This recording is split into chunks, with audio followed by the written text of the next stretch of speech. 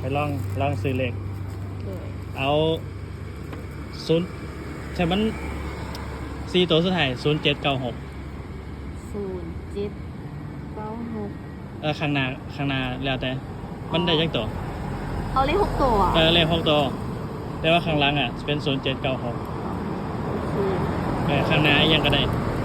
ข้างหน้า เอาซูม12,000 บาท ข้างหน้าเป็นยัง ข้างหน้ามันจะเป็นซูมมาเลย เราเป็นซุ่มมาเลยแล้วแต่ โดยแล้วเตมันออกมาเอง ไปเอา20,000เอาตัวเราจะพัน ก็6ตัวก็ใส่เลย มันซื้อหน้าเดี๋ยวซื้อบุกเก็ต มันถ้าซื้อตัวละ1,000 กีบในใบหนึ่งมันจะได้12,000ถ้าซื้อตัว2,000ในใบหนึ่งจะเป็น24,000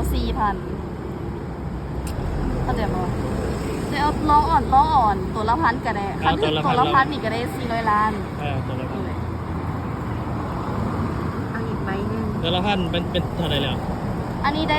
11,000บางเทื่อมันกับบ่ออกบางตัว 11,000 11,000มันวะ 11,000 กีบ11,000 อันนี้40,000อันนี้11,000 อันนี้11,000 อันนี้10,000 อันนี้ก็11,000 อันนี้20,000 โดยเป็น20,000อัน โอเค นี้ เก็บกระท่อน อ่ะ ถ้ามันถือ6ตัวเลย คือพวกตัวได้400 ล้าน อันนี้มันสิมีสิทธิ์ถือวะ